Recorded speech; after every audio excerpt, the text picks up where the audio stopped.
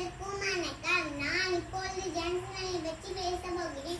ஆங்கிலேய எதிர்த்து போராடிய வீரமங்கை என்று பட்டத்தை பெற்றவர் ஜான்சிராணி. வாரணாசி என்னும் ஊரில் பிறந்தவர்.